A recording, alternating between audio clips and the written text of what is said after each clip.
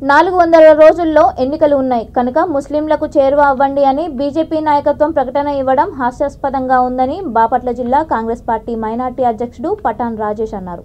స్థానిక అంబేద్కర్ భవన్లో కాంగ్రెస్ పార్టీ సమావేశంలో ఆయన మాట్లాడుతూ ఎస్సీ, ఎస్టీ, బీసీ మైనార్టీల సంక్షేమానికి, దేశ అభ్యుదయానికి కట్టుబడి పాలన సాగించే పార్టీ కాంగ్రెస్ పార్టీ అని అన్నారు.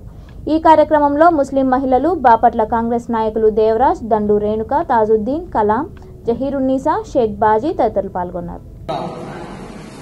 భారతీయ జనతా పార్టీ తీసుకున్నటువంటి నిర్ణయాల్లో భాగంగా ముస్లిం మైనార్టీలను క్రైస్తవులకు చేరువవ్వండి, వారిని హక్కును చేర్చుకోండి, వారు ఓట్లు వేయకపోయినా పర్వాలేదు, వారికి దగ్గరయ్యే ప్రయత్నం చేయండి అంటూ ఒక హాస్యాస్పద ప్రకటన చేశారు.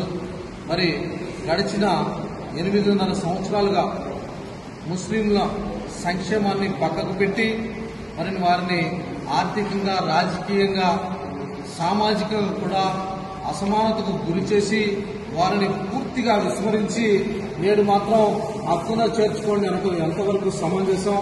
మీరు వారిని ఆర్థిక, సామాజిక, రాజకీయంగా కూడా అణగతొక్కడమే కాకుండా విద్యాపరంగా కూడా వారికి ప్రీ మెట్రిక్ స్కాలర్షిప్ రద్దు చేశారు.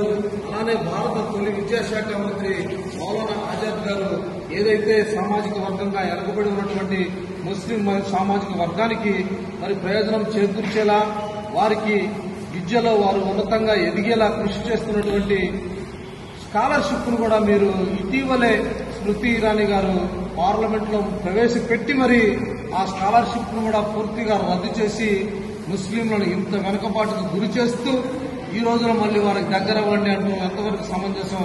కేవలం 400 రోజుల్లో ఎన్నికలున్నాయి కాబట్టి ఎన్నికల స్టంట్ గా ఈ డ్రామాని మీరు మళ్లీ తెరపైకి తీసుకొచ్చారు.